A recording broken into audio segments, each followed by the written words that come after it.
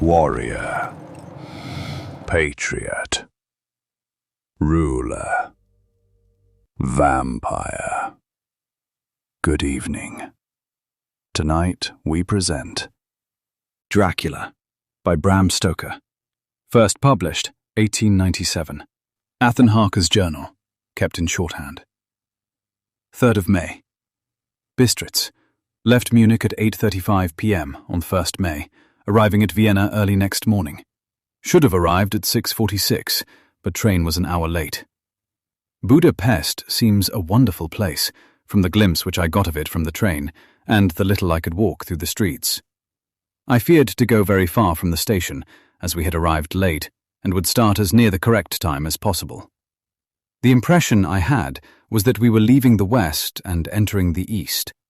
The most western of splendid bridges over the Danube, which is here of noble width and depth, took us among the traditions of Turkish rule.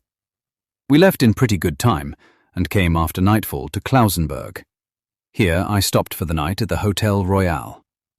I had for dinner, or rather supper, a chicken done up some way with red pepper, which was very good, but thirsty. Mem. Get recipe for Mina. I asked the waiter, and he said it was called paprika Händel, and that, as it was a national dish, I should be able to get it anywhere along the Carpathians.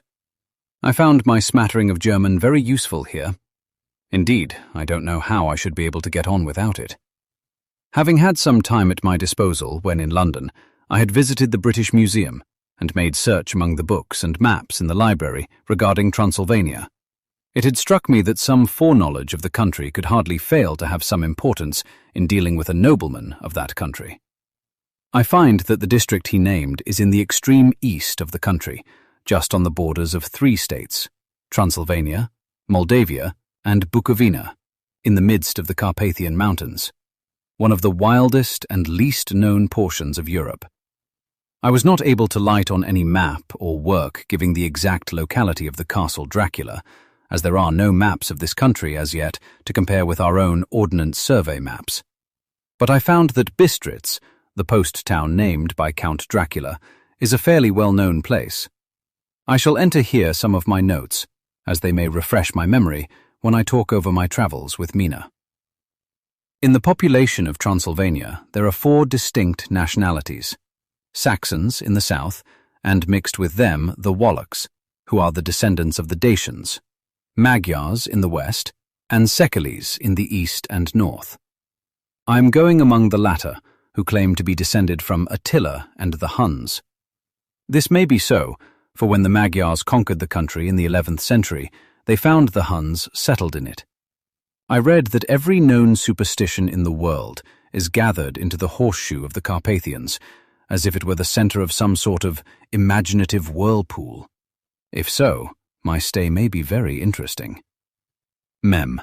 I must ask the Count all about them. I did not sleep well, though my bed was comfortable enough, for I had all sorts of queer dreams. There was a dog howling all night under my window, which may have had something to do with it. Or it may have been the paprika, for I had to drink up all the water in my carafe and was still thirsty. Towards morning I slept, and was wakened by the continuous knocking at my door, so I guess I must have been sleeping soundly then. I had for breakfast more paprika, and a sort of porridge of maize flour, which they said was mamaliga, and eggplant stuffed with forcemeat, a very excellent dish, which they call impletata. Mem. Get recipe for this also. I had to hurry breakfast, for the train started a little before 8, or rather it ought to have done so, for after rushing to the station at 7:30, I had to sit in the carriage for more than an hour before we began to move. It seems to me that the further east you go, the more unpunctual are the trains. What ought they to be in China? All day long we seemed to dawdle through a country which was full of beauty of every kind. Sometimes we saw little towns or castles on the top of steep hills, such as we see in old missals. Sometimes we ran by rivers and streams, which seemed from the wide, stony margin on each side of them to be subject to great floods. It takes a lot of water, and running strong, to sweep the outside edge of a river clear. At every station there were groups of people, sometimes crowds, and in all sorts of attire. Some of them were just like the peasants at home, or those I saw coming through France and Germany, with short jackets and round hats and homemade trousers. But others were very picturesque. The women looked pretty, except when you got near them, but they were very clumsy about the waist. They had all full white sleeves of some kind or other, and most of them had big belts with a lot of strips of something fluttering from them, like the dresses in a ballet, but of course there were petticoats under them. The strangest figures we saw were the Slovaks, who were more barbarian than the rest, with their big cowboy hats, great baggy dirty white trousers, white linen shirts, and enormous heavy leather belts, nearly a foot wide, all studded over with brass nails. They wore high boots, with their trousers tucked into them, and had long black hair and heavy black moustaches. They are very picturesque, but do not look prepossessing. On the stage, they would be set down at once as some old oriental band of brigands. They are, however, I am told, very harmless and rather wanting in natural self-assertion. It was on the dark side of twilight when we got to Bistritz, which is a very interesting old place. Being practically on the frontier, for the Borgo Pass leads from it into Bukovina, it has had a very stormy existence, and it certainly shows marks of it. 50 years ago, a series of great fires took place, which made terrible havoc on 5 separate occasions. At the very beginning of the 17th century, it underwent a siege of 3 weeks and lost 13,000 people, the casualties of war proper being assisted by famine and disease. Count Dracula had directed me to go to the Golden Crone Hotel, which I found, to my great delight, to be thoroughly old-fashioned, for of course I wanted to see all I could of the ways of the country. I was evidently expected, for when I got near the door, I faced a cheery-looking elderly woman in the usual peasant dress, white undergarment with long double apron, front and back, of coloured stuff, fitting almost too tight for modesty. When I came close, she bowed and said, "The Herr Englishman?" "Yes," I said, "Jonathan Harker." She smiled and gave some message to an elderly man in white shirt-sleeves who had followed her to the door. He went, but immediately returned with a letter. "My friend, welcome to the Carpathians. I am anxiously expecting you. Sleep well tonight. At 3 tomorrow, the diligence will start for Bukovina. A place on it is kept for you. At the Borgo Pass, my carriage will await you and will bring you to me. I trust that your journey from London has been a happy one, and that you will enjoy your stay in my beautiful land. Your friend, Dracula." 4 May. I found that my landlord had got a letter from the Count directing him to secure the best place on the coach for me. But on making inquiries as to details, he seemed somewhat reticent and pretended that he could not understand my German. This could not be true, because up to then he had understood it perfectly. At least, he answered my questions exactly as if he did. He and his wife, the old lady who had received me, looked at each other in a frightened sort of way. He mumbled out that the money had been sent in a letter, and that was all he knew. When I asked him if he knew Count Dracula and could tell me anything of his castle, both he and his wife crossed themselves and, saying that they knew nothing at all, simply refused to speak further. It was so near the time of starting that I had no time to ask anyone else, for it was all very mysterious and not by any means comforting. Just before I was leaving, the old lady came up to my room and said in a very hysterical way, "Must you go? Oh, young Herr, must you go?" She was in such an excited state that she seemed to have lost her grip of what German she knew, and mixed it all up with some other language which I did not know at all. I was just able to follow her by asking many questions. When I told her that I must go at once, and that I was engaged on important business, she asked again, "Do you know what day it is?" I answered that it was the 4th of May. She shook her head as she said again, "Oh yes, I know that. I know that. But do you know what day it is? On my saying that I did not understand, she went on, It is the eve of St. George's Day. Do you not know that tonight, when the clock strikes midnight, all the evil things in the world will have full sway? Do you know where you are going, and what you are going to? She was in such evident distress that I tried to comfort her, but without effect. Finally, she went down on her knees and implored me not to go, at least to wait a day or two before starting. It was all very ridiculous, but I did not feel comfortable. However, there was business to be done, and I could allow nothing to interfere with it. I therefore tried to raise her up and said, as gravely as I could, that I thanked her, but my duty was imperative and that I must go. She then rose and dried her eyes, and taking a crucifix from her neck, offered it to me. I did not know what to do, for, as an English churchman, I have been taught to regard such things as in some measure idolatrous, and yet it seemed so ungracious to refuse an old lady meaning so well and in such a state of mind. She saw, I suppose, the doubt in my face, for she put the rosary round my neck and said, "For your mother's sake," and went out of the room. I am writing up this part of the diary whilst I am waiting for the coach, which is, of course, late, and the crucifix is still round my neck. Whether it is the old lady's fear, or the many ghostly traditions of this place, or the crucifix itself, I do not know, but I am not feeling nearly as easy in my mind as usual. If this book should ever reach Mina before I do, let it bring my goodbye. Here comes the coach. 5 May. The castle. The grey of the morning has passed, and the sun is high over the distant horizon, which seems jagged, whether with trees or hills I know not, for it is so far off that big things and little are mixed. I am not sleepy, and, as I am not to be called till I awake, naturally I write till sleep comes.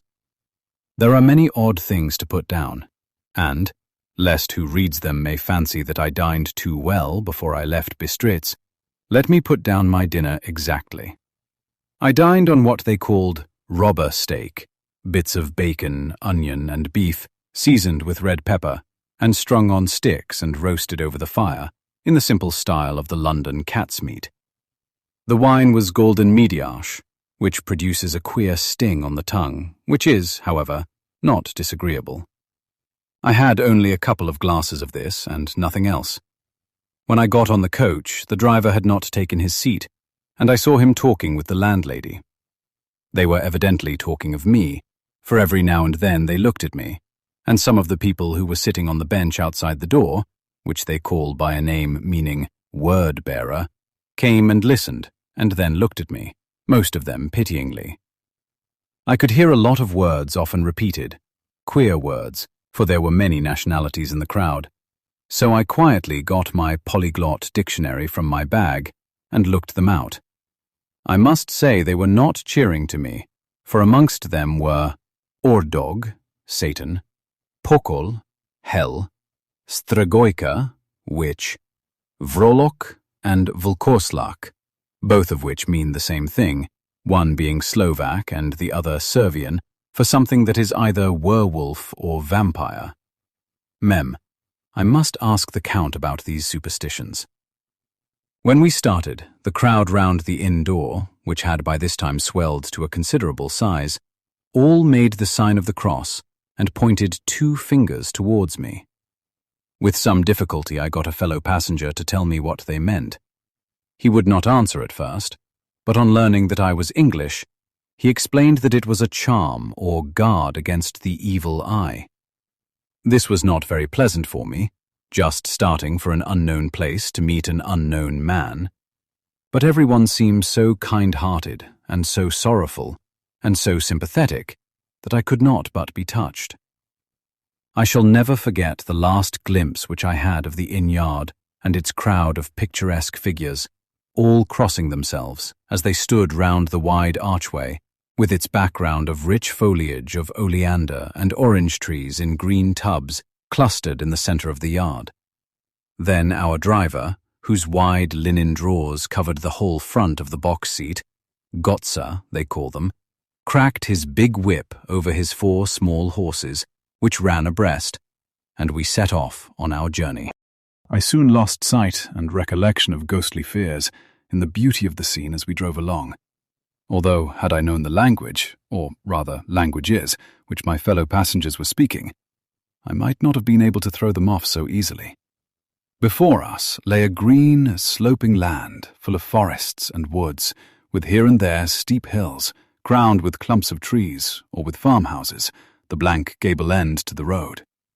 There was everywhere a bewildering mass of fruit blossom, apple, plum, pear, cherry, and as we drove by, I could see the green grass under the trees spangled with the fallen petals. In and out amongst these green hills, of what they call here the Mittelland, ran the road, losing itself as it swept round the grassy curve, or was shut out by the straggling ends of pine woods, which, here and there, ran down the hillsides like tongues of flame. The road was rugged, but still we seemed to fly over it with a feverish haste. I could not understand then what the haste meant, but the driver was evidently bent on losing no time in reaching Borgo Prund. I was told that this road is, in summertime, excellent, but that it had not yet been put in order after the winter snows. In this respect, it is different from the general run of roads in the Carpathians, for it is an old tradition that they are not to be kept in too good order. Of old, the Hospadars would not repair them, lest the Turk should think that they were preparing to bring in foreign troops and so hasten the war, which was always really at loading point. Beyond the green swelling hills of the Mittelland rose mighty slopes of forest, up to the lofty steeps of the Carpathians themselves. Right and left of us they towered, with the afternoon sun falling full upon them, and bringing out all the glorious colours of this beautiful range. Deep blue and purple in the shadows of the peaks, green and brown where grass and rock mingled, and an endless perspective of jagged rock and pointed crags, till these were themselves lost in the distance, where the snowy peaks rose grandly. Here and there seemed mighty rifts in the mountains, through which, as the sun began to sink, we saw now and again the white gleam of falling water. One of my companions touched my arm as we swept round the base of a hill and opened up the lofty, snow-covered peak of a mountain, which seemed, as we wound on our serpentine way, to be right before us. "Look, Istensek! God's seat!" And he crossed himself reverently. As we wound on our endless way, and the sun sank lower and lower behind us, the shadows of the evening began to creep round us. This was emphasized by the fact that the snowy mountaintop still held the sunset and seemed to glow out with a delicate, cool pink. Here and there we passed Czechs and Slovaks, all in picturesque attire, but I noticed that goiter was painfully prevalent. By the roadside were many crosses, and as we swept by, my companions all crossed themselves. Here and there was a peasant man or woman kneeling before a shrine, who did not even turn round as we approached, but seemed, in the self-surrender of devotion, to have neither eyes nor ears for the outer world. There were many things new to me. For instance, hayricks in the trees, and here and there very beautiful masses of weeping birch, their white stems shining like silver through the delicate green of the leaves. Now and again we passed a lighter wagon, the ordinary peasant's cart, with its long, snake-like vertebra, calculated to suit the inequalities of the road. On this were sure to be seated quite a group of homecoming peasants, the Czechs with their white, and the Slovaks with their coloured sheepskins, the latter carrying lance-fashion their long staves, with axe at end. As the evening fell, it began to get very cold, and the growing twilight seemed to merge into one dark mistiness the gloom of the trees, oak, beech, and pine, though in the valleys which ran deep between the spurs of the hills, as we ascended through the pass, the dark firs stood out here and there against the background of late-lying snow.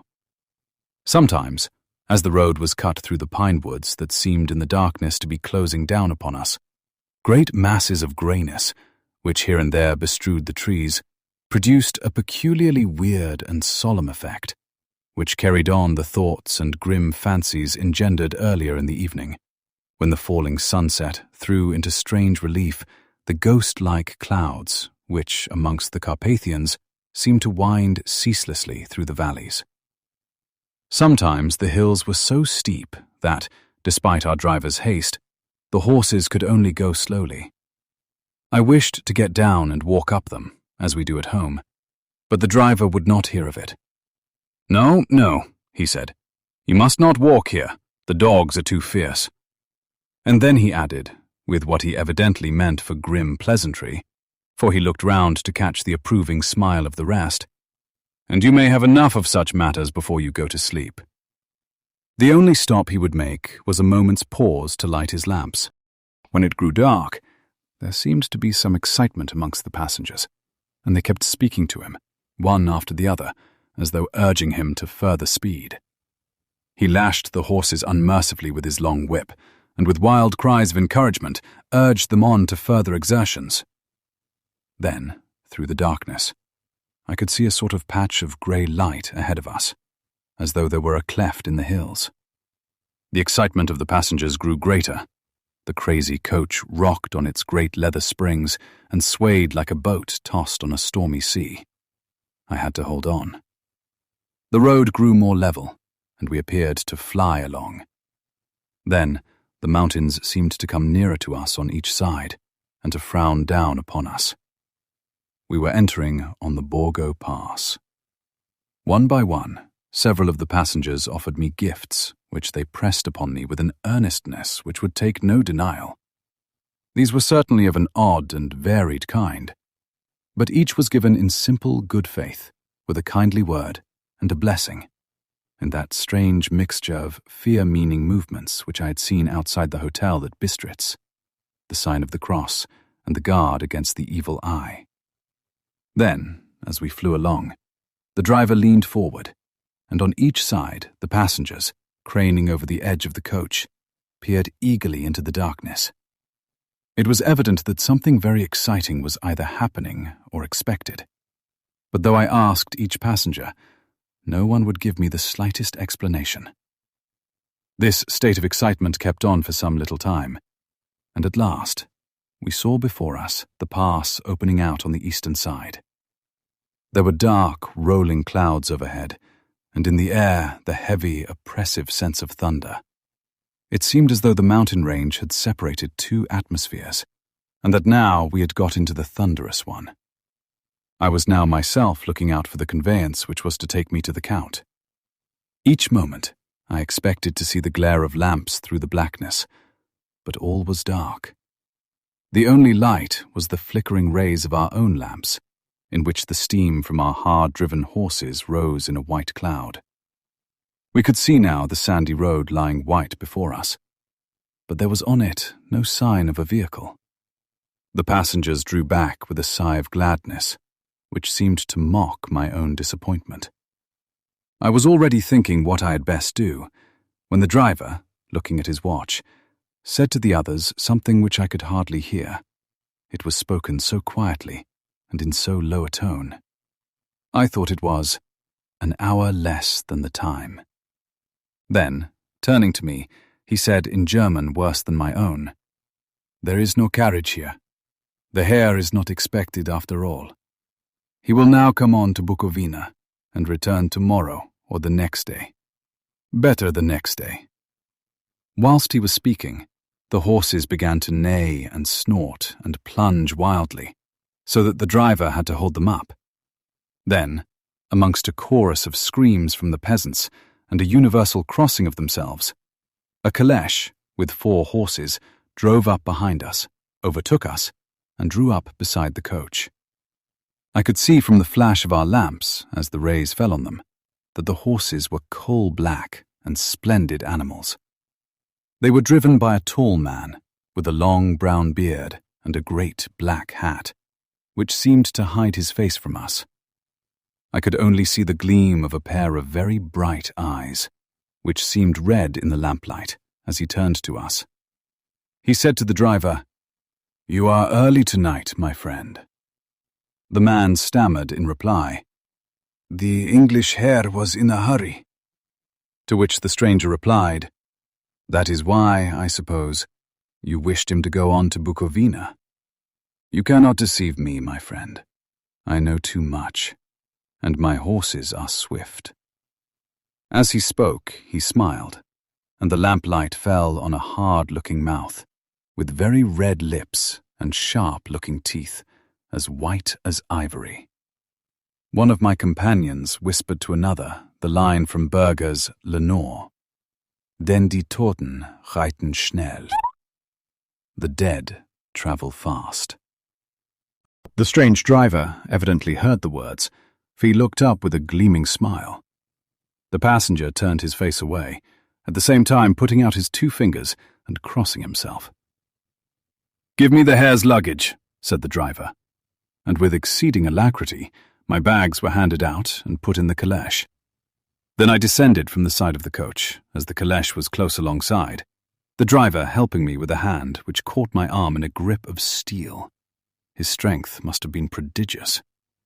Without a word, he shook his reins, the horses turned, and we swept into the darkness of the pass. As I looked back, I saw the steam from the horses of the coach by the light of the lamps, and projected against it the figures of my late companions crossing themselves. Then the driver cracked his whip and called to his horses, and off they swept, on their way to Bukovina. As they sank into the darkness, I felt a strange chill, and a lonely feeling came over me. But a cloak was thrown over my shoulders, and a rug across my knees, and the driver said, in excellent German, "The night is chill, mein Herr, and my master the Count bade me take all care of you. There is a flask of Slivovitz, the plum brandy of the country, underneath the seat, if you should require it." I did not take any, but it was a comfort to know it was there all the same. I felt a little strangely, and not a little frightened. I think had there been any alternative, I should have taken it, instead of prosecuting that unknown night journey. The carriage went at a hard pace, straight along. Then we made a complete turn, and went along another straight road.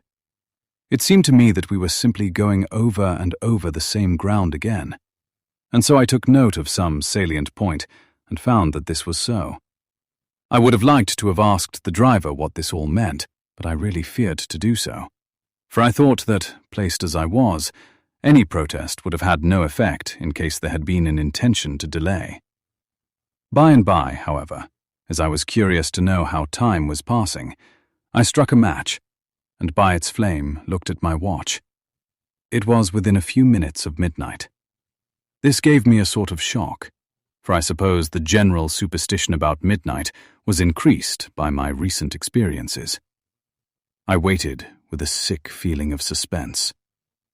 Then a dog began to howl somewhere in a farmhouse far down the road, a long, agonized wailing, as if from fear. The sound was taken up by another dog, and then another and another, till, borne on the wind which now sighed softly through the pass, a wild howling began, which seemed to come from all over the country, as far as the imagination could grasp it through the gloom of the night. At the first howl, the horses began to strain and rear, but the driver spoke to them soothingly, and they quieted down, but shivered and sweated, as though after a runaway from sudden fright. Then, far off in the distance, from the mountains on each side of us, began a louder and a sharper howling, that of wolves, which affected both the horses and myself in the same way, for I was minded to jump from the caleche and run, whilst they reared again and plunged madly, so that the driver had to use all his great strength to keep them from bolting. In a few minutes, however, my own ears got accustomed to the sound, and the horses so far became quiet that the driver was able to descend and to stand before them. He petted and soothed them, and whispered something in their ears, as I have heard of horse tamers doing, and with extraordinary effect. For under his caresses, they became quite manageable again, though they still trembled. The driver again took his seat, and shaking his reins, started off at a great pace. This time, after going to the far side of the pass, he suddenly turned down a narrow roadway, which ran sharply to the right. Soon we were hemmed in with trees, which in places arched right over the roadway, till we passed as through a tunnel. And again, great frowning rocks guarded us boldly on either side. Though we were in shelter, we could hear the rising wind, for it moaned and whistled through the rocks, and the branches of the trees crashed together as we swept along.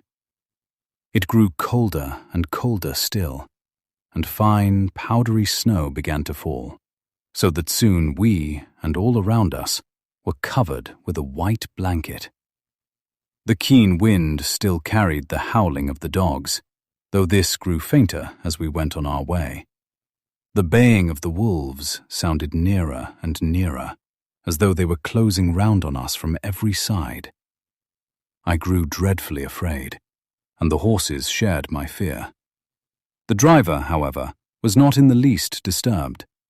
He kept turning his head to left and right, but I could not see anything through the darkness. Suddenly, away on our left, I saw a faint flickering blue flame. The driver saw it at the same moment. He at once checked the horses, and, jumping to the ground, disappeared into the darkness. I did not know what to do, the less as the howling of the wolves grew closer. But while I wondered, the driver suddenly appeared again, and without a word took his seat, and we resumed our journey. I think I must have fallen asleep, and kept dreaming of the incident, for it seemed to be repeated endlessly. And now, looking back, it is like a sort of awful nightmare. Once the flame appeared so near the road that even in the darkness around us I could watch the driver's motions. He went rapidly to where the blue flame arose. It must have been very faint, for it did not seem to illumine the place around it at all, and gathering a few stones, formed them into some device. Once there appeared a strange optical effect. When he stood between me and the flame, he did not obstruct it, for I could see its ghostly flicker all the same. This startled me, but as the effect was only momentary, I took it that my eyes deceived me, straining through the darkness. Then for a time there were no blue flames, and we sped onwards through the gloom, with the howling of the wolves around us, as though they were following in a moving circle. At last, there came a time when the driver went further afield than he had yet gone, and during his absence, the horses began to tremble worse than ever, and to snort and scream with fright. I could not see any cause for it, for the howling of the wolves had ceased altogether. But just then the moon, sailing through the black clouds, appeared behind the jagged crest of a beetling, pine-clad rock, and by its light I saw around us a ring of wolves, with white teeth and lolling red tongues, with long, sinewy limbs and shaggy hair. They were 100 times more terrible in the grim silence which held them than even when they howled. For myself, I felt a sort of paralysis of fear. It is only when a man feels himself face to face with such horrors that he can understand their true import. All at once, the wolves began to howl as though the moonlight had had some peculiar effect on them. The horses jumped about and reared, and looked helplessly round, with eyes that rolled in a way painful to see. But the living ring of terror encompassed them on every side, and they had, perforce, to remain within it. I called to the coachman to come, for it seemed to me that our only chance was to try to break out through the ring and to aid his approach. I shouted and beat the side of the caleche, hoping by the noise to scare the wolves from that side, so as to give him a chance of reaching the trap. How he came there, I know not, but I heard his voice raised in a tone of imperious command, and looking towards the sound, saw him stand in the roadway. As he swept his long arms, as though brushing aside some impalpable obstacle, the wolves fell back, and back further still. Just then, a heavy cloud passed across the face of the moon, so that we were again in darkness. When I could see again, the driver was climbing into the caleche, and the wolves had disappeared. This was all so strange and uncanny that a dreadful fear came upon me, and I was afraid to speak or move. The time seemed interminable as we swept on our way, now in almost complete darkness, for the rolling clouds obscured the moon. We kept on ascending, with occasional periods of quick descent, but in the main, always ascending. Suddenly, I became conscious of the fact that the driver was in the act of pulling up the horses in the courtyard of a vast, ruined castle, from whose tall black windows came no ray of light, and whose broken battlements showed a jagged line against the moonlit sky. Chapter 2. Jonathan Harker's Journal, continued. 5th May. I must have been asleep, for certainly, if I had been fully awake, I must have noticed the approach of such a remarkable place. In the gloom, the courtyard looked of considerable size, and as several dark ways led from it under great round arches, it perhaps seemed bigger than it really is. I have not yet been able to see it by daylight. When the caleche stopped, the driver jumped down and held out his hand to assist me to alight. Again, I could not but notice his prodigious strength. His hand actually seemed like a steel vice that could have crushed mine if he had chosen. Then he took out my traps and placed them on the ground beside me as I stood close to a great door, old and studded with large iron nails, and set in a projecting doorway of massive stone. I could see, even in the dim light, that the stone was massively carved, but that the carving had been much worn by time and weather. As I stood, the driver jumped again into his seat and shook the reins. The horses started forward, and trap and all disappeared down one of the dark openings. I stood in silence where I was, for I did not know what to do. Of bell or knocker there was no sign. Through these frowning walls and dark window openings, it was not likely that my voice could penetrate. The time I waited seemed endless, and I felt doubts and fears crowding upon me. What sort of place had I come to, and among what kind of people? What sort of grim adventure was it on which I had embarked? Was this a customary incident in the life of a solicitor's clerk sent out to explain the purchase of a London estate to a foreigner? Solicitor's clerk. Mina would not like that. Solicitor. For just before leaving London, I got word that my examination was successful, and I am now a full-blown solicitor. I began to rub my eyes and pinch myself to see if I were awake. It all seemed like a horrible nightmare to me, and I expected that I should suddenly awake and find myself at home, with the dawn struggling in through the windows, as I had now and again felt in the morning after a day of overwork. But my flesh answered the pinching test, and my eyes were not to be deceived. I was indeed awake and among the Carpathians. All I could do now was to be patient, and to wait the coming of the morning. Just as I had come to this conclusion, I heard a heavy step approaching behind the great door, and saw through the chinks the gleam of a coming light. Then there was the sound of rattling chains, and the clanking of massive bolts drawn back. A key was turned, with the loud grating noise of long disuse, and the great door swung back. Within stood a tall old man, clean-shaven, save for a long white moustache, and clad in black from head to foot, without a single speck of colour about him anywhere. He held in his hand an antique silver lamp, in which the flame burned without chimney or globe of any kind, throwing long, quivering shadows as it flickered in the draught of the open door.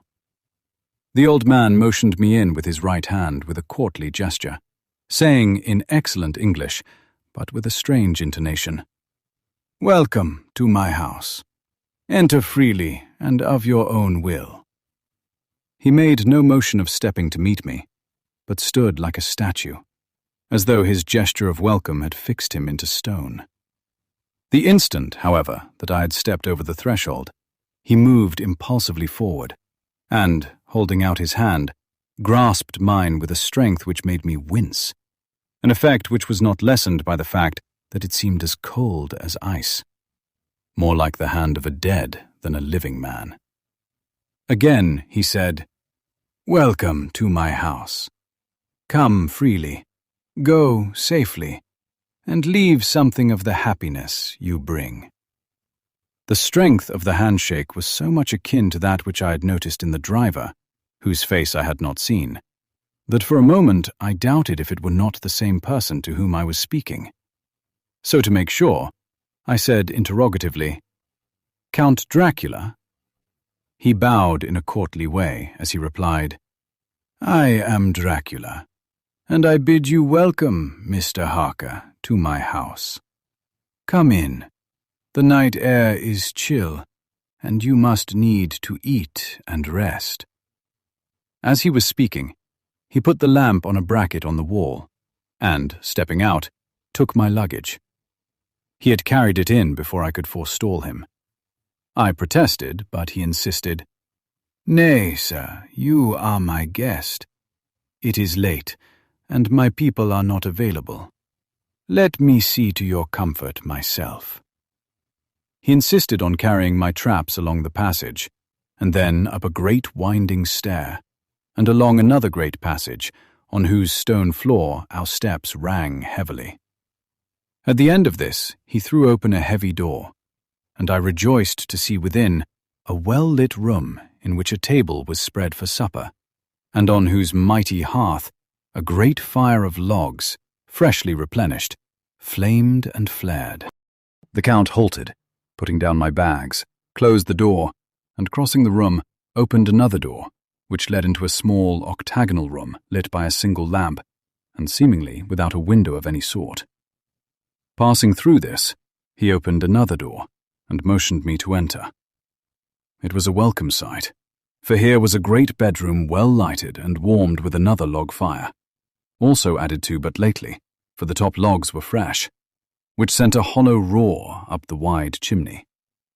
The Count himself left my luggage inside, and withdrew, saying, before he closed the door, "You will need, after your journey, to refresh yourself by making your toilet. I trust you will find all you wish. When you are ready, come into the other room, where you will find your supper prepared."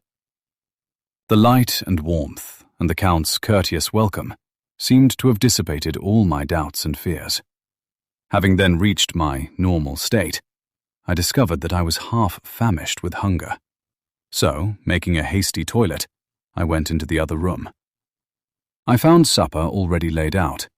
My host, who stood on one side of the great fireplace, leaning against the stonework, made a graceful wave of his hand to the table, and said, "I pray you, be seated, and sup how you please. You will, I trust, excuse me that I do not join you, but I have dined already, and I do not sup." I handed to him the sealed letter which Mr. Hawkins had entrusted to me. He opened it and read it gravely. Then, with a charming smile, he handed it to me to read.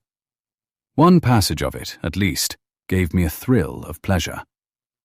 "I must regret that an attack of gout, from which malady I am a constant sufferer, forbids absolutely any travelling on my part for some time to come.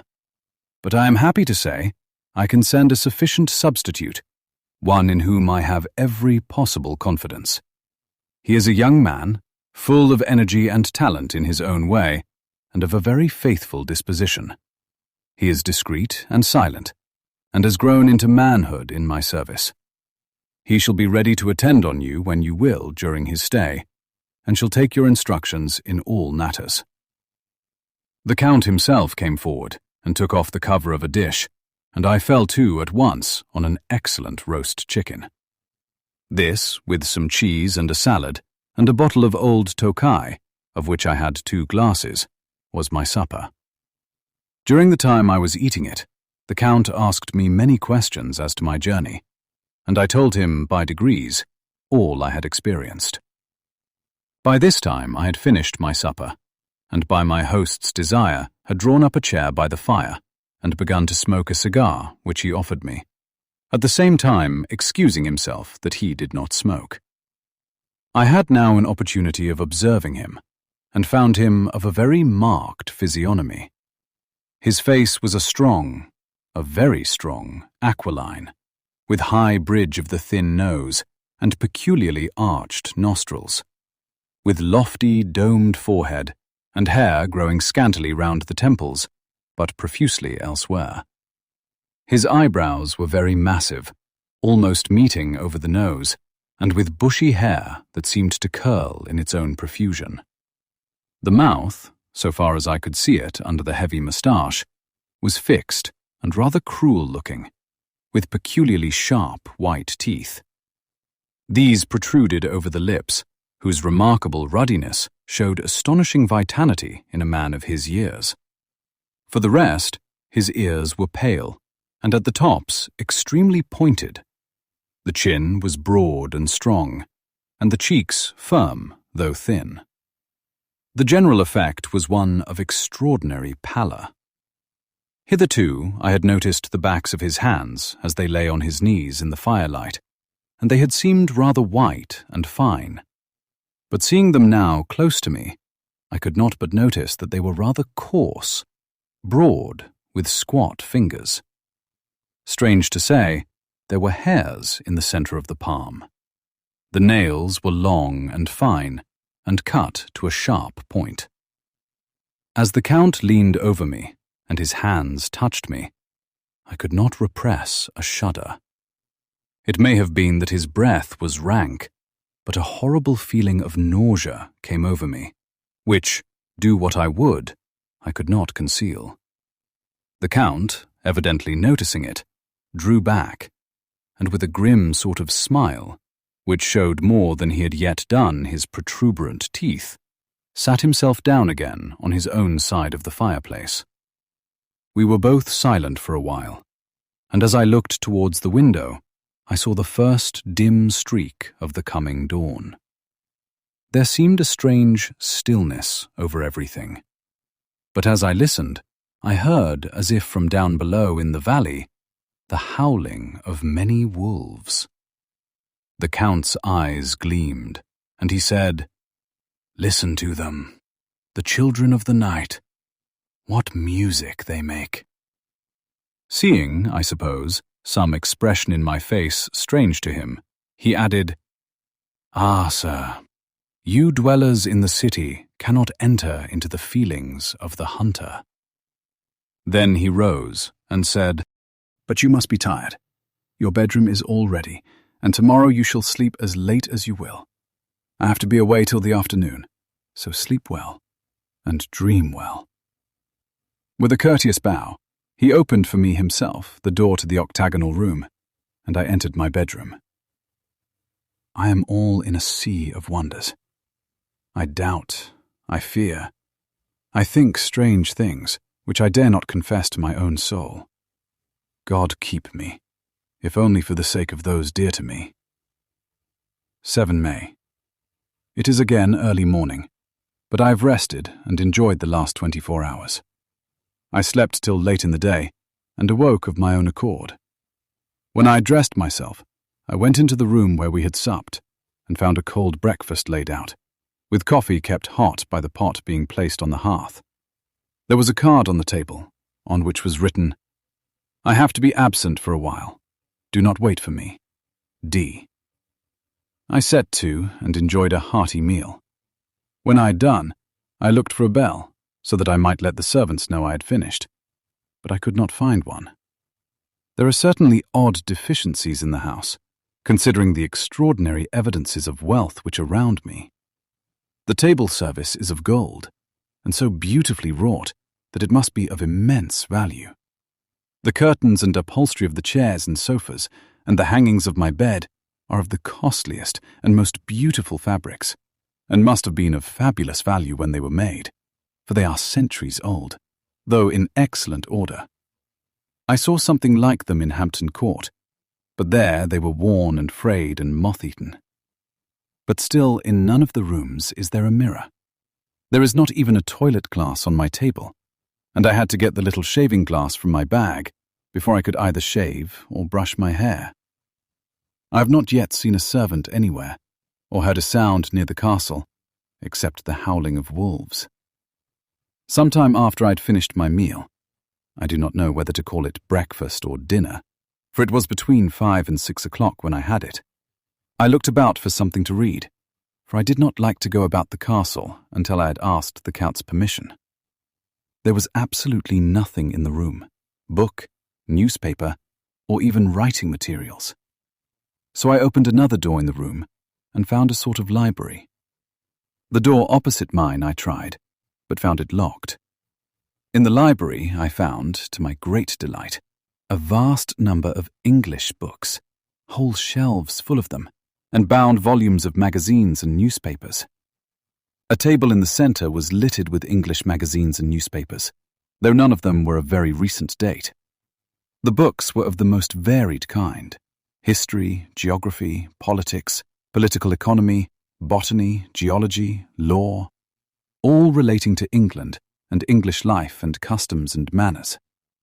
There were even such books of reference as the London Directory, the Red and Blue books, Whitaker's Almanac, the Army and Navy lists, and, it somehow gladdened my heart to see it, the Law list.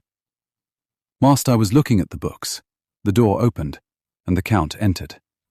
He saluted me in a hearty way, and hoped that I had had a good night's rest. Then he went on, "I am glad you found your way in here, for I am sure there is much that will interest you. These companions," and he laid his hand on some of the books, "have been good friends to me, and for some years past, ever since I had the idea of going to London, have given me many, many hours of pleasure. Through them I have come to know your great England, and to know her is to love her. I long to go through the crowded streets of your mighty London, to be in the midst of the whirl and rush of humanity, to share its life, its change, its death, and all that makes it what it is. But alas, as yet I only know your tongue through books. To you, my friend, I look that I know it to speak." "But, Count," I said, "you know and speak English thoroughly." He bowed gravely. "I thank you, my friend, for your all too flattering estimate, but yet I fear that I am but a little way on the road I would travel. True, I know the grammar and the words, but yet I know not how to speak them." "Indeed," I said, "you speak excellently." "Not so," he answered. "Well, I know that. Did I move and speak in your London, none there are who would not know me for a stranger. That is not enough for me. Here I am noble, I am boyar, the common people know me, and I am master. But a stranger in a strange land, he is no one. Men know him not, and to know not is to care not for. I am content if I am like the rest, so that no man stops if he see me, or pause in his speaking if he hear my words.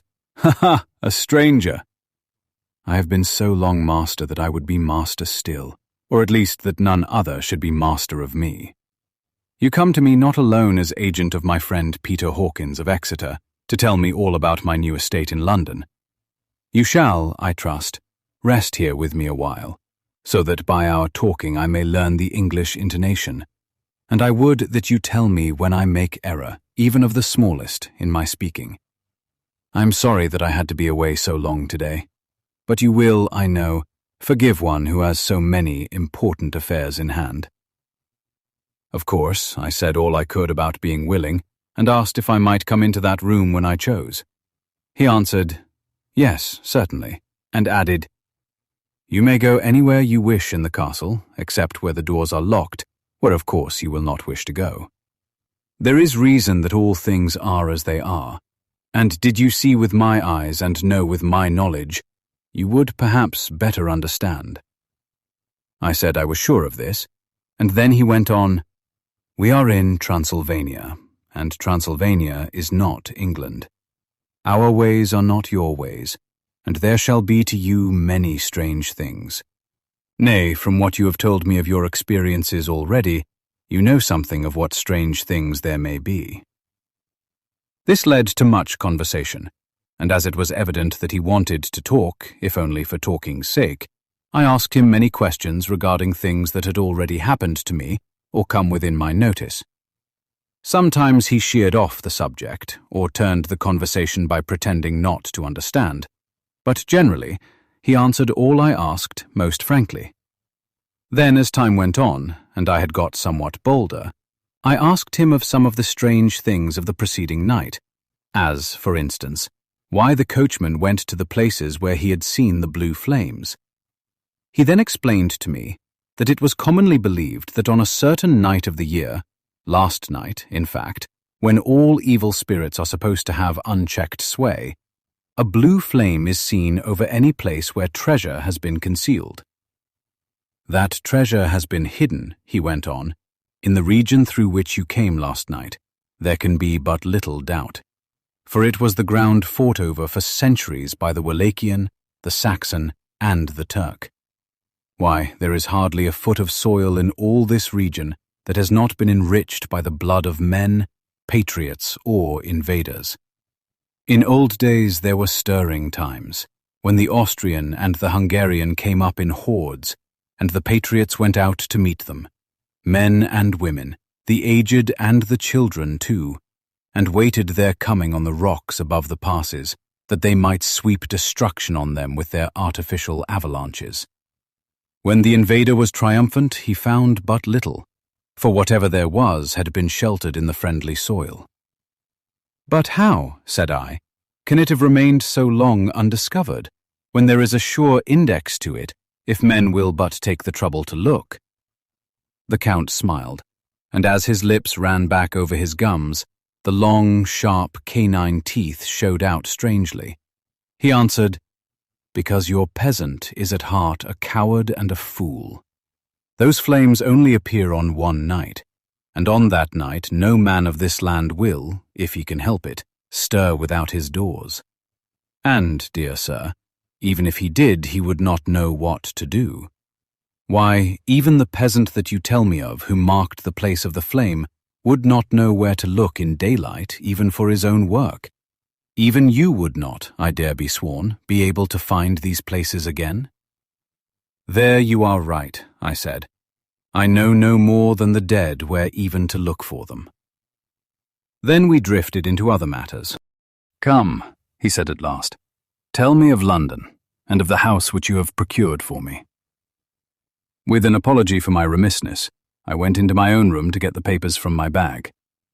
Whilst I was placing them in order, I heard a rattling of china and silver in the next room, and as I passed through, noticed that the table had been cleared and the lamp lit, for it was by this time deep into the dark. The lamps were also lit in the study or library, and I found the Count lying on the sofa, reading, of all things in the world, an English Bradshaw's Guide.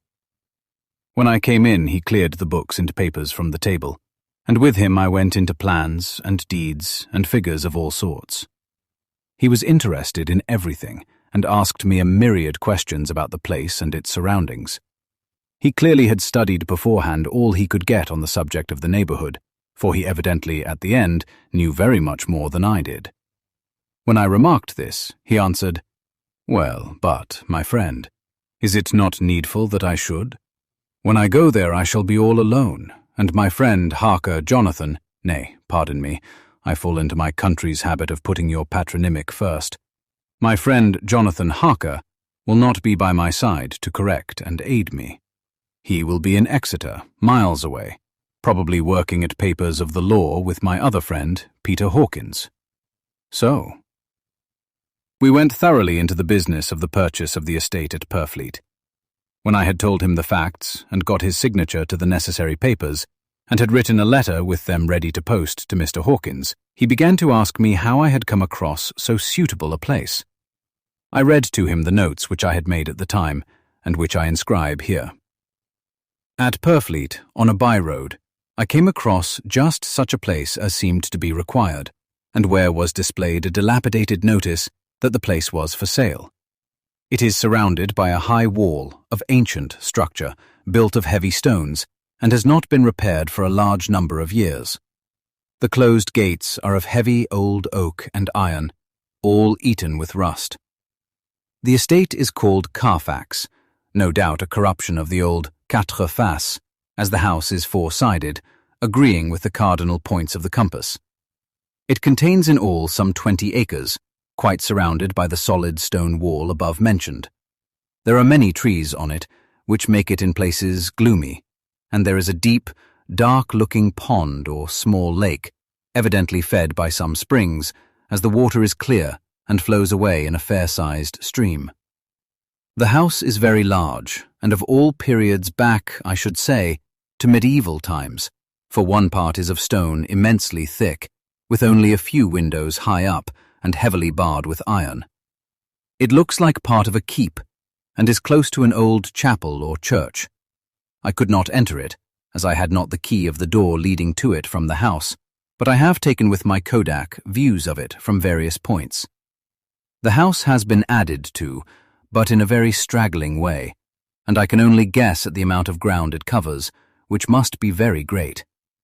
There are but few houses close at hand, one being a very large house only recently added to and formed into a private lunatic asylum. It is not, however, visible from the grounds.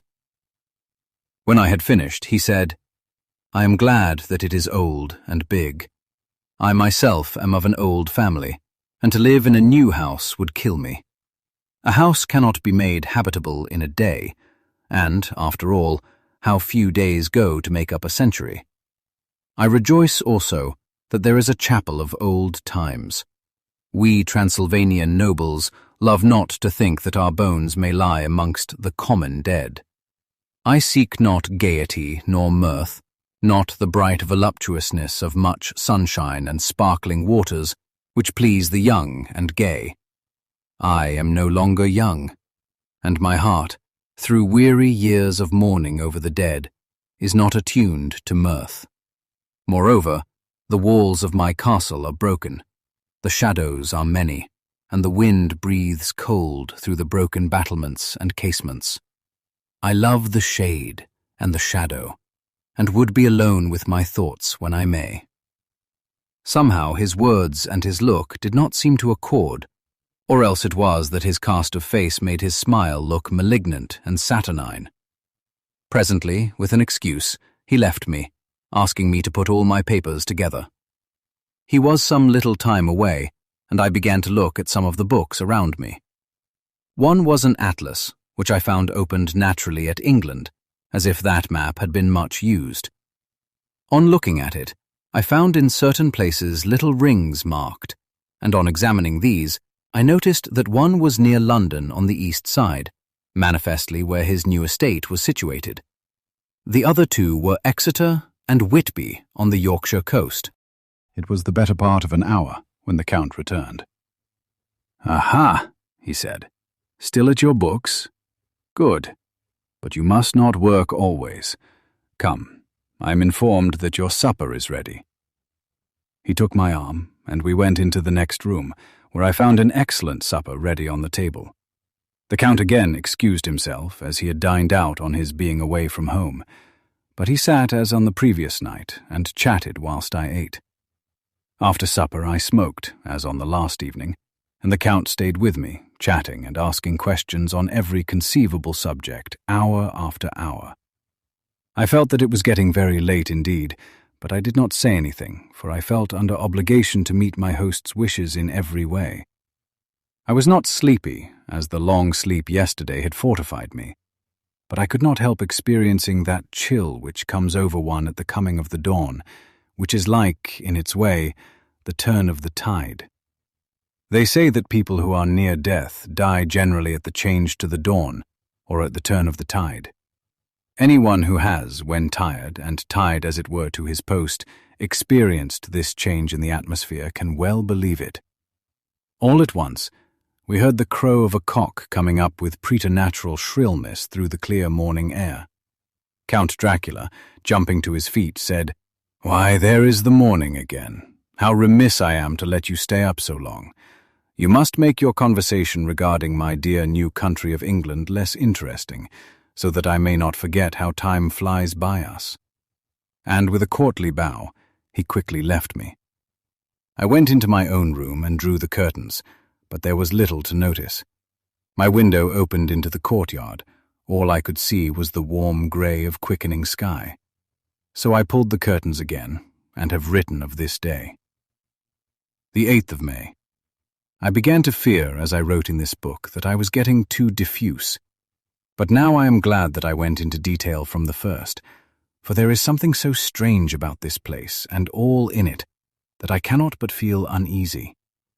I wish I was safe out of it, or that I had never come. It may be that this strange night existence is telling on me, but would that that were all. If there were anyone to talk to, I could bear it, but there is no one. I have only the Count to speak with, and I fear I am myself the only living soul within the place. Let me be prosaic so far as facts can be. It will help me to bear up, and imagination must not run riot with me. If it does, I am lost. Let me say at once how I stand, or seem to. I only slept a few hours when I went to bed, and feeling that I could not sleep any more, got up. I had hung my shaving glass by the window, and was just beginning to shave. Suddenly I felt a hand on my shoulder, and heard the Count's voice saying to me, "Good morning." I started, for it amazed me that I had not seen him, since the reflection of the glass covered the whole room behind me. In starting, I had cut myself slightly, but did not notice it at the moment. Having answered the Count's salutation, I turned to the glass again to see how I had been mistaken. This time there could be no error, for the man was close to me, and I could see him over my shoulder. But there was no reflection of him in the mirror. The whole room behind me was displayed, but there was no sign of a man in it except myself. This was startling, and, coming on the top of so many strange things, was beginning to increase that vague feeling of uneasiness which I always have when the Count is near. But at the instant I saw that the cut had bled a little, and the blood was trickling over my chin. I laid down the razor, turning as I did so half round to look for some sticking plaster. When the Count saw my face, his eyes blazed with a sort of demoniac fury, and he suddenly made a grab at my throat. I drew away, and his hand touched the string of beads which held the crucifix. It made an instant change in him, for the fury passed so quickly that I could hardly believe that it was ever there. "Take care," he said. "Take care how you cut yourself. It is more dangerous than you think in this country." Then, seizing the shaving glass, he went on, "And this is the wretched thing that has done the mischief. It is a foul bauble of man's vanity. Away with it!" And opening the heavy window with one wrench of his terrible hand, he flung out the glass, which was shattered into 1,000 pieces on the stones of the courtyard far below. Then he withdrew without a word. It is very annoying, for I do not see how I am to shave, unless in my watch case or the bottom of the shaving pot, which is, fortunately, of metal. When I went into the dining room, breakfast was prepared, but I could not find the Count anywhere, so I breakfasted alone. It is strange that as yet I have not seen the Count eat or drink. He must be a very peculiar man. After breakfast, I did a little exploring in the castle. I went out on the stairs and found a room looking towards the south.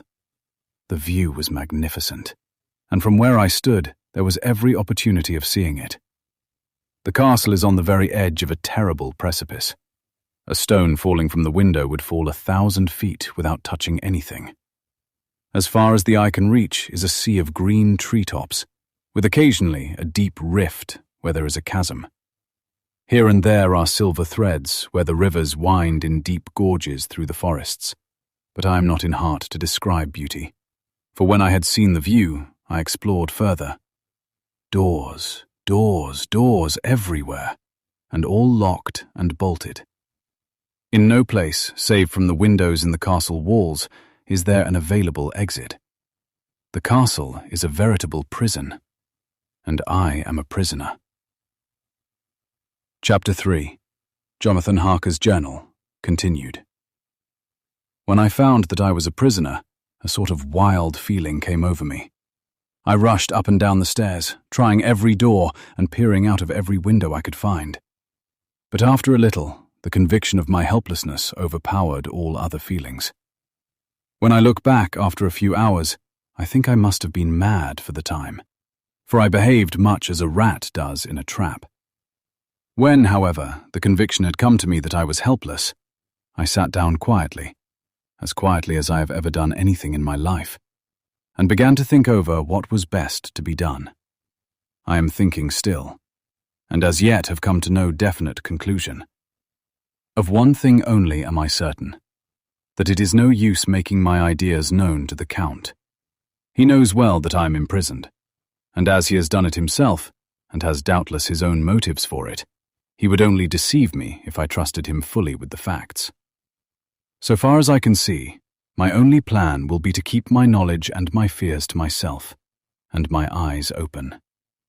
I am, I know, either being deceived, like a baby, by my own fears, or else I am in desperate straits. And if the latter be so, I need, and shall need, all my brains to get through. I had hardly come to this conclusion when I heard the great door below shut, and knew that the Count had returned.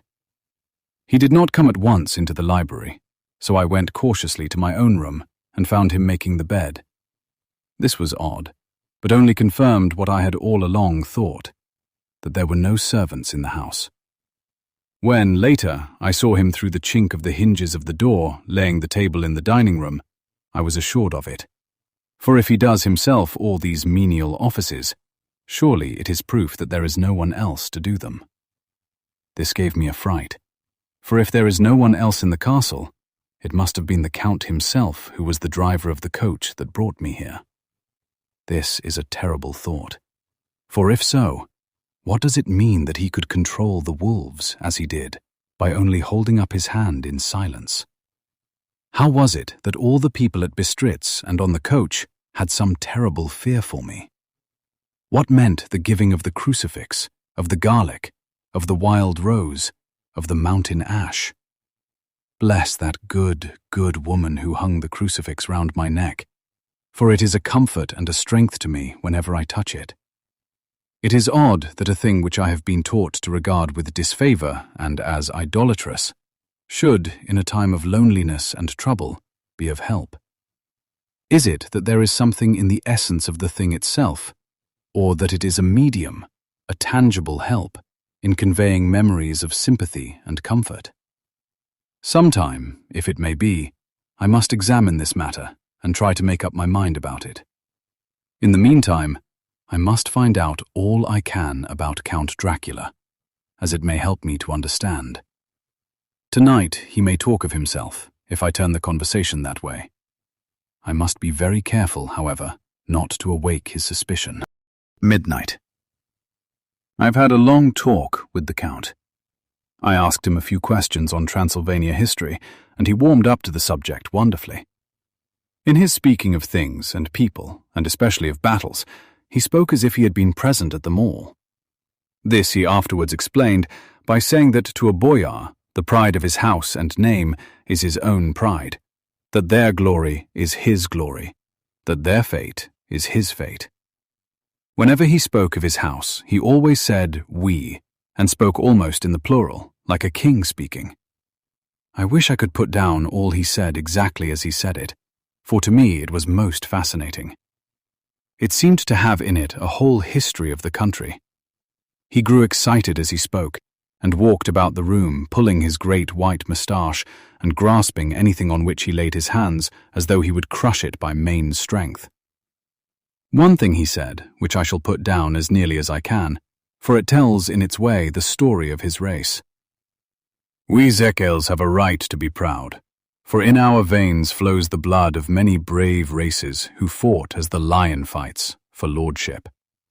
Here, in the whirlpool of European races, the Ugric tribe bore down from Iceland the fighting spirit which Thor and Woden gave them, which their berserkers displayed to such fell intent on the seaboards of Europe, aye, and of Asia and Africa too, till the peoples thought that the werewolves themselves had come. Here too, when they came, they found the Huns, whose warlike fury had swept the earth like a living flame, till the dying peoples held that in their veins ran the blood of those old witches, who, expelled from Scythia, had mated with the devils in the desert. Fools, fools! What devil or what witch was ever so great as Attila, whose blood is in these veins? He held up his arms. Is it a wonder that we were a conquering race, that we were proud, that when the Magyar, the Lombard, the Avar, the Bulgar, or the Turk poured his thousands on our frontiers, we drove them back? Is it strange that when Arpad and his legions swept through the Hungarian fatherland, he found us here when he reached the frontier, that the Honfoglalas was completed there? And when the Hungarian flood swept eastward, the Zekels were claimed as kindred by the victorious Magyars, and to us, for centuries, was trusted the guarding of the frontier of Turkeyland. Aye, and more than that, endless duty of the frontier guard. For, as the Turks say, water sleeps, and enemy is sleepless. Who more gladly than we, throughout the four nations, received the bloody sword, or, at its warlike call, flocked quicker to the standard of the king? When was redeemed that great shame of my nation, the shame of Kosovo, when the flags of the Wallach and the Magyar went down beneath the crescent? Who was it but one of my own race who, as voivode, crossed the Danube and beat the Turk on his own ground? This was a Dracula indeed. Woe was it that his own unworthy brother, when he had fallen, sold his people to the Turk and brought the shame of slavery on them. Was it not this Dracula indeed, who inspired that other of his race, who in a later age, again and again, brought his forces over the great river into Turkeyland, who, when he was beaten back, came again and again and again, though he had to come alone from the bloody field where his troops were being slaughtered, since he knew that he alone could ultimately triumph. They said that he thought only of himself. Bah! What good are peasants without a leader? Where ends the war without a brain and heart to conduct it? Again, when, after the Battle of Mohacs, we threw off the Hungarian yoke, we of the Dracula blood were amongst their leaders, for our spirit would not brook that we were not free. Ah, young sir, the Zekels, and the Dracula as their heart's blood, their brains and their swords, can boast a record that mushroom growths like the Habsburgs and the Romanovs can never reach. The warlike days are over. Blood is too precious a thing in these days of dishonorable peace, and the glories of the great races are as a tale that is told. It was by this time close on morning, and we went to bed. Mem, this diary seems horribly like the beginning of the Arabian Nights, for everything has to break off at cockcrow, or like the ghost of Hamlet's father. 12th May. Let me begin with facts, bare, meagre facts, verified by books and figures, and of which there can be no doubt. I must not confuse them with experiences which will have to rest on my own observation, or my memory of them. Last evening, when the Count came from his room, he began by asking me questions on legal matters and on the doing of certain kinds of business. I had spent the day wearily over books, and, simply to keep my mind occupied, went over some of the matters I had been examining at Lincoln's Inn. There was a certain method in the Count's inquiries, so I shall try to put them down in sequence. The knowledge may somehow, or sometime, be useful to me. First, he asked if a man in England might have 2 solicitors or more. I told him he might have a dozen if he wished, but that it would not be wise to have more than 1 solicitor engaged in one transaction, as only one could act at a time, and that to change would be certain to militate against his interest. He seemed thoroughly to understand, and went on to ask if there would be any practical difficulty in having one man to attend, say, to banking, and another to look after shipping, in case local help were needed in a place far from the home of the banking solicitor. I asked him to explain more fully, so that I might not by any chance mislead him. So he said, I shall illustrate. Your friend and mine, Mr. Peter Hawkins, from under the shadow of your beautiful cathedral at Exeter, which is far from London, buys for me, through your good self, my place at London. Good. Now here let me say frankly, lest you should think it strange that I have sought the services of one so far off from London, instead of someone resident there, that my motive was that no local interest might be served save my wish only. And as one of London residents might, perhaps, have some purpose of himself or friend to serve, I went thus afield to seek my agent, whose labours should be only to my interest. Now, suppose I, who have much of affairs, wish to ship goods, say, to Newcastle, or Durham, or Harwich, or Dover. Might it not be that it could with more ease be done by consigning to one in these ports? I answered that certainly it would be most easy, but that we solicitors had a system of agency, one for the other, so that local work could be done locally on instruction from any solicitor, so that the client, simply placing himself in the hands of one man, could have his wishes carried out by him without further trouble. But, said he, I could be at liberty to direct myself. Is it not so? Of course, I replied, and such is often done by men of business, who do not like the whole of their affairs to be known by any one person. Good, he said, and then went on to ask about the means of making consignments, and the forms to be gone through, and of all sorts of difficulties which might arise, but by forethought could be guarded against. I explained all these things to him to the best of my ability, and he certainly left me under the impression that he would have made a wonderful solicitor, for there was nothing that he did not think of or foresee. For a man who was never in the country, and who did not evidently do much in the way of business, his knowledge and acumen were wonderful. When he had satisfied himself on these points of which he had spoken, and I had verified all as well as I could by the books available, he suddenly stood up and said, "Have you written since your first letter to our friend Mr. Peter Hawkins, or to any other?" It was with some bitterness in my heart that I answered that I had not, that as yet I had not seen any opportunity of sending letters to anybody. "Then write now, my young friend," he said, laying a heavy hand on my shoulder. "Write to our friend and to any other, and say, if it will please you, that you shall stay with me until a month from now." "Do you wish me to stay so long?" I asked, for my heart grew cold at the thought. "I desire it much. Nay, I will take no refusal. When your master, employer, what you will, engaged that someone should come on his behalf, it was understood that my needs only were to be consulted. I have not stinted. Is it not so? What could I do but bow acceptance? It was Mr. Hawkins's interest, not mine, and I had to think of him, not myself. And besides, while Count Dracula was speaking, there was that in his eyes and in his bearing which made me remember that I was a prisoner, and that if I wished it, I could have no choice.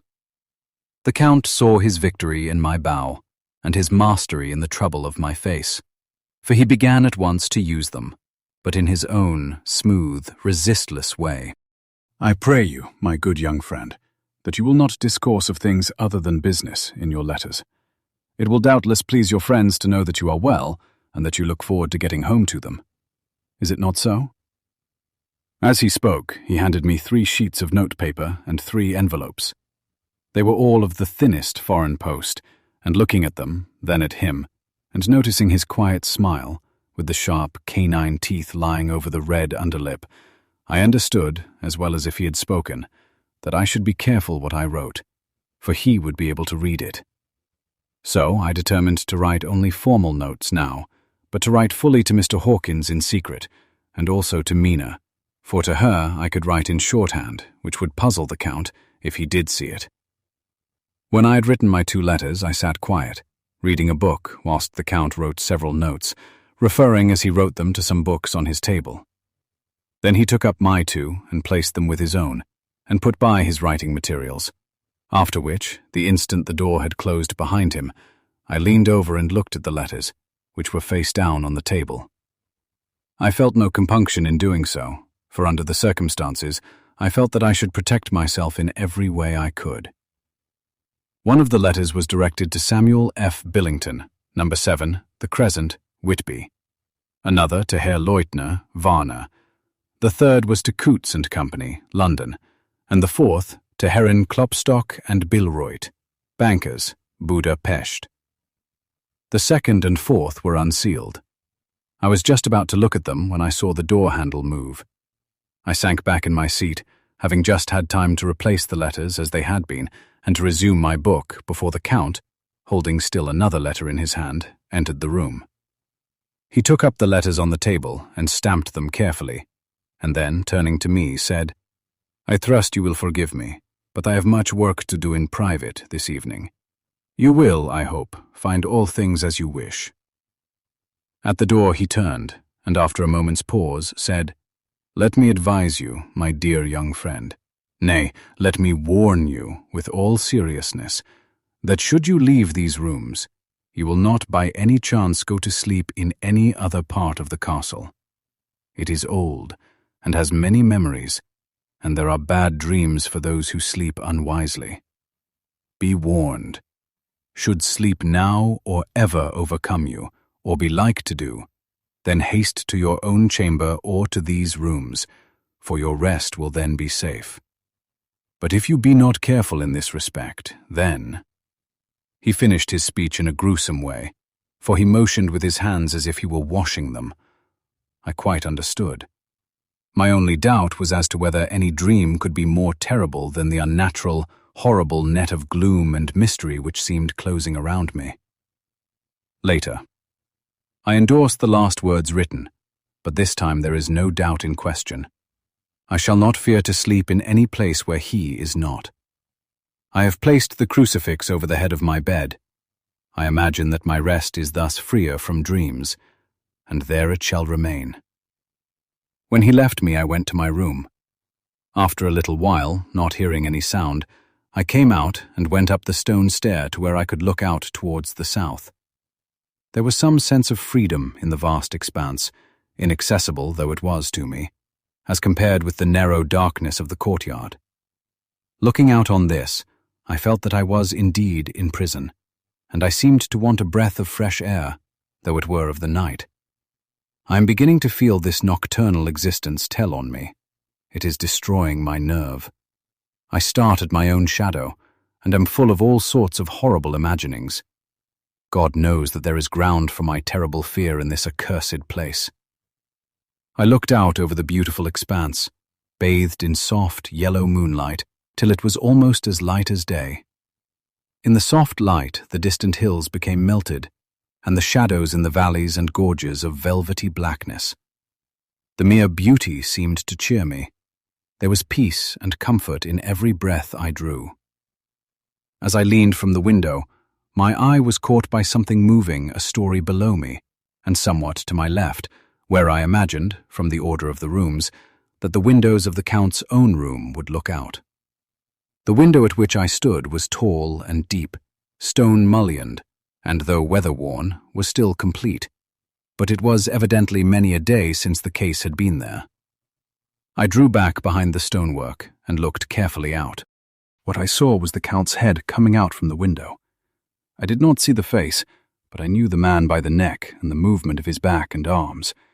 In any case, I could not mistake the hands which I had had so many opportunities of studying. I was at first interested and somewhat amused, for it is wonderful how small a matter will interest and amuse a man when he is a prisoner.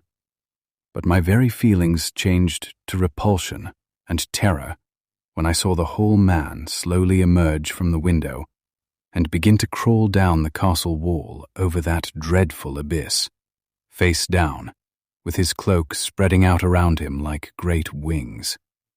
At first I could not believe my eyes. I thought it was some trick of the moonlight, some weird effect of shadow. But I kept looking, and it could be no delusion.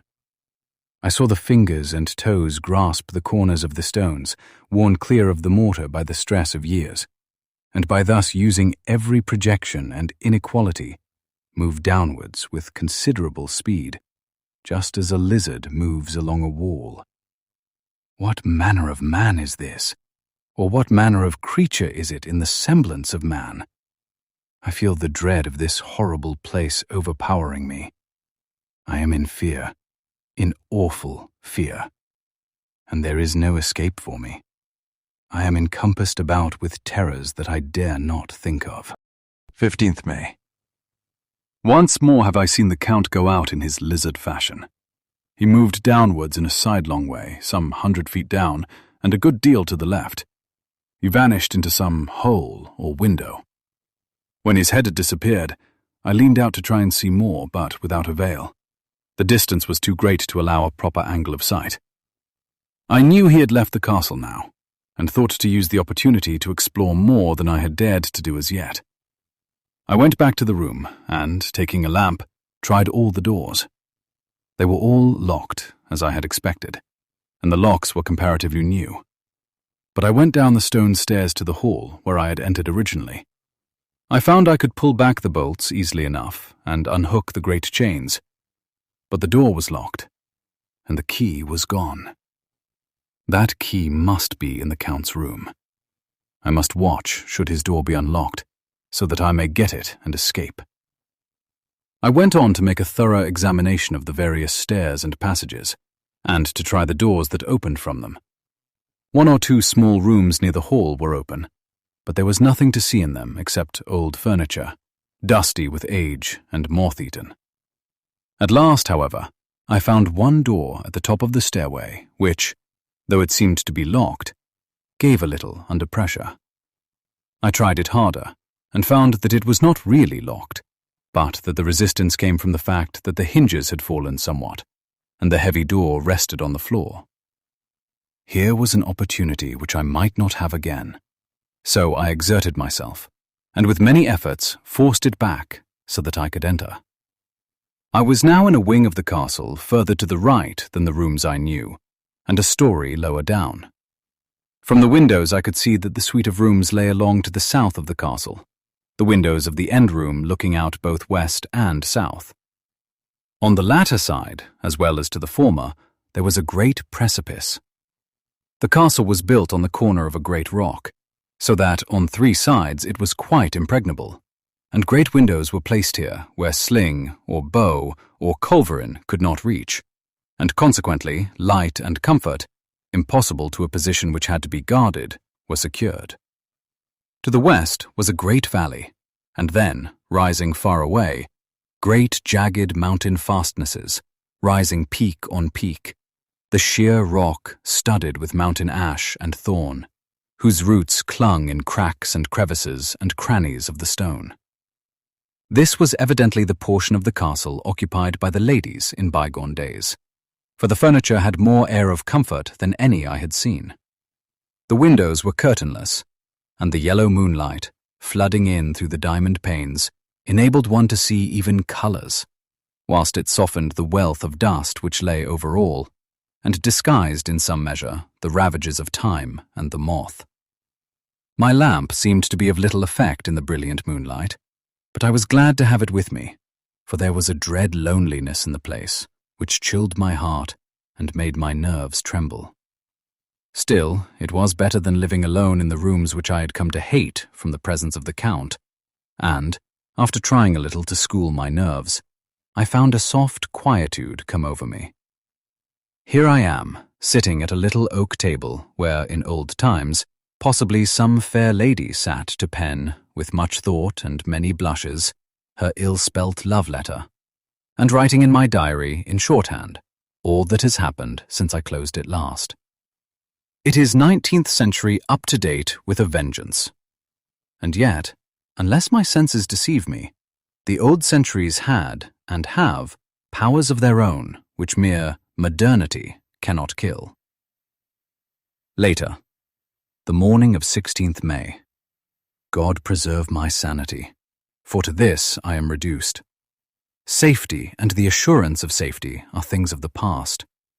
Whilst I live on here, there is but one thing to hope for, that I may not go mad, if, indeed, I be not mad already. If I be sane, then surely it is maddening to think that of all the foul things that lurk in this hateful place, the Count is the least dreadful to me, that to him alone I can look for safety, even though this be only whilst I can serve his purpose. Great God, merciful God, let me be calm, for out of that way lies madness indeed. I begin to get new lights on certain things which have puzzled me. Up to now, I never quite knew what Shakespeare meant when he made Hamlet say, "My tablets! Quick, my tablets! 'Tis meet that I put it down." For now, feeling as though my own brain were unhinged, or as if the shock had come which must end in its undoing, I turned to my diary for repose. The habit of entering accurately must help to soothe me. The Count's mysterious warning frightened me at the time. It frightens me more now when I think of it, for in future he has a fearful hold upon me. I shall fear to doubt what he may say. When I had written in my diary, and had fortunately replaced the book and pen in my pocket, I felt sleepy. The Count's warning came into my mind, but I took a pleasure in disobeying it. The sense of sleep was upon me, and with it, the obstinacy which sleep brings as outrider. The soft moonlight soothed, and the wide expanse without gave a sense of freedom which refreshed me. I determined not to return tonight to the gloom-haunted rooms, but to sleep here, where, of old, ladies had sat and sung and lived sweet lives, whilst their gentle breasts were sad for their menfolk away in the midst of remorseless wars. I drew a great couch out of its place near the corner, so that as I lay, I could look at the lovely view to east and south, and, unthinking of and uncaring for the dust, composed myself for sleep. I suppose I must have fallen asleep. I hope so, but I fear, for all that followed was startlingly real. So real that now, sitting here in the broad, full sunlight of the morning, I cannot in the least believe that it was all sleep. I was not alone. The room was the same, unchanged in any way since I came into it. I could see along the floor, in the brilliant moonlight, my own footsteps marked where I had disturbed the long accumulation of dust. In the moonlight opposite me were 3 young women, ladies by their dress and manner. I thought at the time that I must be dreaming when I saw them, for, though the moonlight was behind them, they threw no shadow on the floor. They came close to me and looked at me for some time, and then whispered together. 2 were dark and had high aquiline noses like the Count, and great, dark, piercing eyes that seemed to be almost red when contrasted with the pale yellow moon. The other was fair as can be, with great wavy masses of golden hair and eyes like pale sapphires. I seemed somehow to know her face, and to know it in connection with some dreamy fear, but I could not recollect at the moment how or where. All 3 had brilliant white teeth that shone like pearls against the ruby of their voluptuous lips. There was something about them that made me uneasy, some longing, and at the same time some deadly fear. I felt in my heart a wicked, burning desire that they would kiss me with those red lips. It is not good to note this down, lest some day it should meet Mina's eyes and cause her pain. But it is the truth. They whispered together, and then they all 3 laughed, such a silvery, musical laugh, but as hard as though the sound never could have come through the softness of human lips. It was like the intolerable, tingling sweetness of water glasses when played on by a cunning hand. The fair girl shook her head coquettishly, and the other 2 urged her on. One said, "Go on, you are first, and we shall follow. Yours is the right to begin." The other added, "He is young and strong. There are kisses for us all." I lay quiet, looking out under my eyelashes in an agony of delightful anticipation. The fair girl advanced and bent over me till I could feel the movement of her breath upon me. Sweet it was in one sense, honey-sweet, and sent the same tingling through the nerves as her voice, but with a bitter underlying the sweet, a bitter offensiveness, as one smells in blood. I was afraid to raise my eyelids, but looked out and saw perfectly under the lashes. The girl went on her knees and bent over me, simply gloating. There was a deliberate voluptuousness which was both thrilling and repulsive, and as she arched her neck, she actually licked her lips like an animal, till I could see in the moonlight the moisture shining on the scarlet lips and on the red tongue as it lapped the white, sharp teeth. Lower and lower went her head, as the lips went below the range of my mouth and chin, and seemed about to fasten on my throat. Then she paused, and I could hear the churning sound of her tongue as it licked her teeth and lips, and could feel the hot breath on my neck. Then the skin of my throat began to tingle, as one's flesh does when the hand that is to tickle it approaches nearer, nearer. I could feel the soft, shivering touch of the lips on the supersensitive skin of my throat, and the hard dents of two sharp teeth, just touching and pausing there.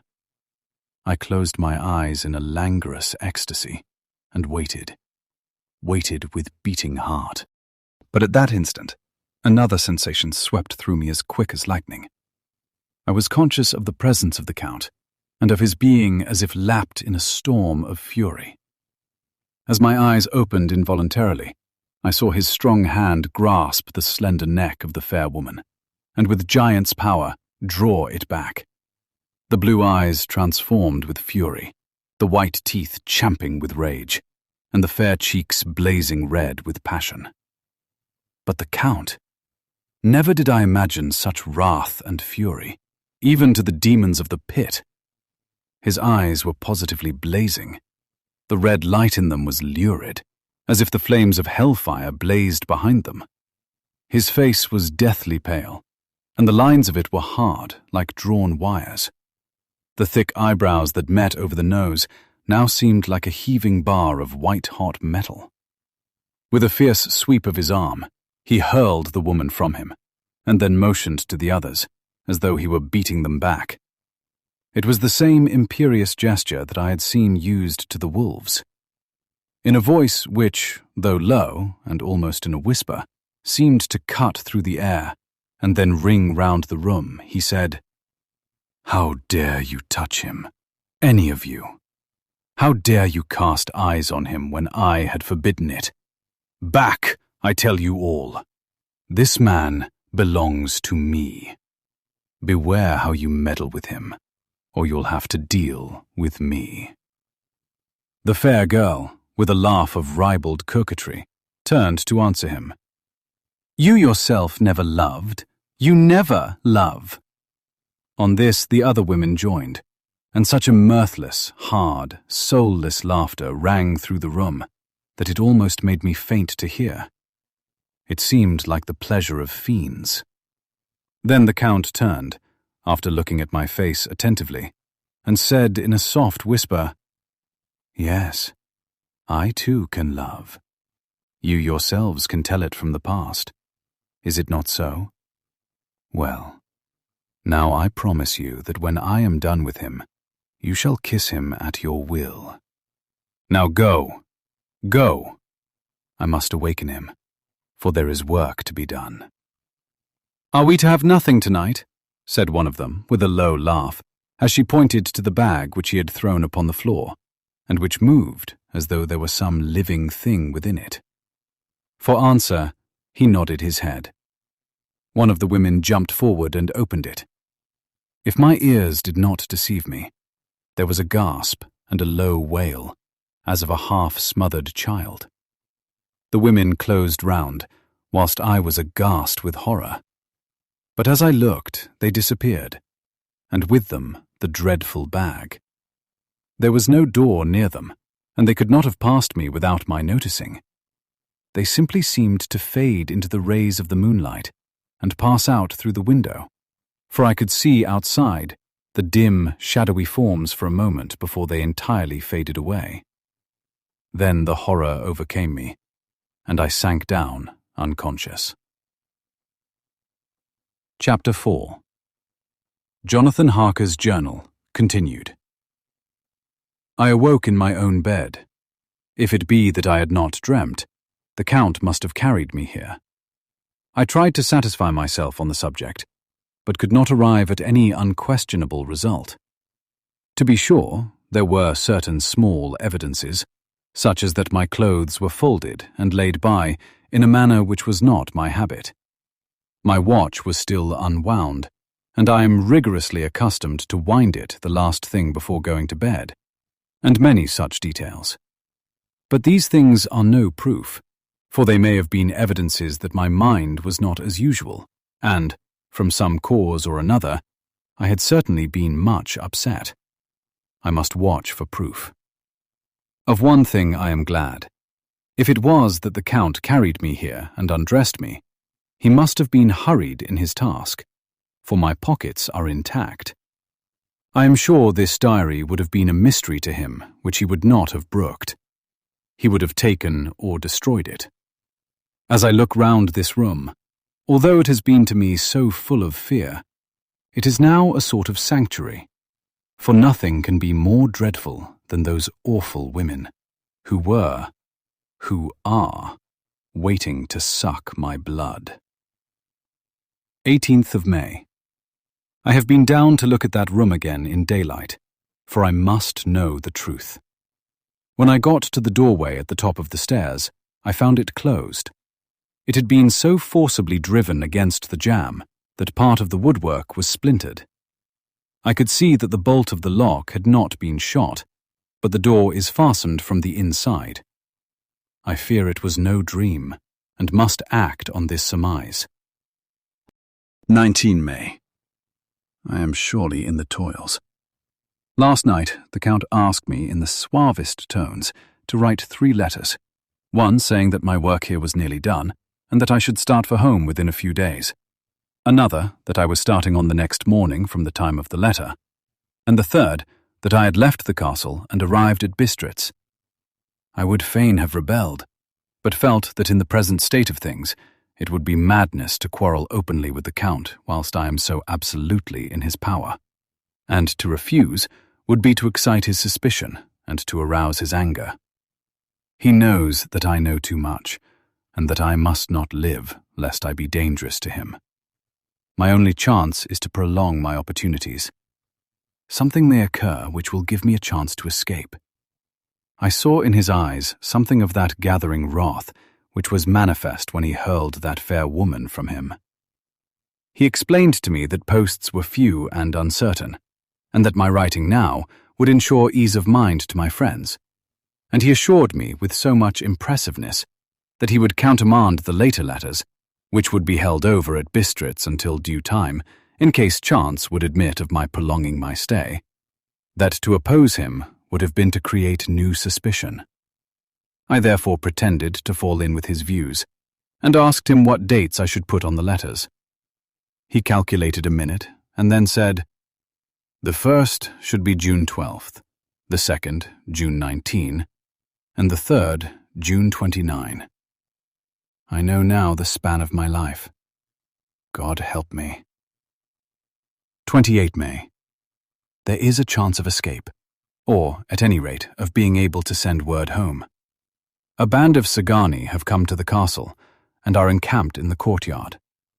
These Sagani are gypsies. I have notes of them in my book. They are peculiar to this part of the world, though allied to the ordinary gypsies all the world over. There are thousands of them in Hungary and Transylvania, who are almost outside all law. They attach themselves, as a rule, to some great noble or boyar, and call themselves by his name. They are fearless and without religion, save superstition, and they talk only their own varieties of the Romany tongue. I shall write some letters home, and shall try to get them to have them posted. I have already spoken them through my window to begin acquaintanceship. They took their hats off and made obeisance and many signs, which, however, I could not understand any more than I could their spoken language. I have written the letters. Mina's is in shorthand, and I simply ask Mr. Hawkins to communicate with her. To her I have explained my situation, but without the horrors which I may only surmise. It would shock and frighten her to death were I to expose my heart to her. Should the letters not carry, then the Count shall not yet know my secret, or the extent of my knowledge. I have given the letters. I threw them through the bars of my window with a gold piece, and made what signs I could to have them posted. The man who took them pressed them to his heart and bowed, and then put them in his cap. I could do no more. I stole back to the study and began to read. As the Count did not come in, I have written here. The Count has come. He sat down beside me and said in his smoothest voice as he opened 2 letters, "The Sagani has given me these, of which, though I know not whence they come, I shall, of course, take care. See," he must have looked at it, "one is from you, and to my friend Peter Hawkins. The other—" Here he caught sight of the strange symbols as he opened the envelope, and the dark look came into his face, and his eyes blazed wickedly. "The other is a vile thing, an outrage upon friendship and hospitality. It is not signed. Well, so it cannot matter to us." And he calmly held letter and envelope in the flame of the lamp till they were consumed. Then he went on, "The letter to Hawkins, that I shall, of course, send on, since it is yours. Your letters are sacred to me. Your pardon, my friend, that unknowingly I did break the seal. Will you not cover it again?" He held out the letter to me, and with a courteous bow, handed me a clean envelope. I could only redirect it and hand it to him in silence. When he went out of the room, I could hear the key turn softly. A minute later, I went over and tried it, and the door was locked. When, an hour or 2 after, the Count came quietly into the room, his coming awakened me, for I had gone to sleep on the sofa. He was very courteous and very cheery in his manner, and seeing that I had been sleeping, he said, "So, my friend, you are tired? Get to bed. There is the surest rest. I may not have the pleasure to talk tonight, since there are many labors to me. But you will sleep, I pray." I passed to my room and went to bed, and, strange to say, slept without dreaming. Despair has its own calms.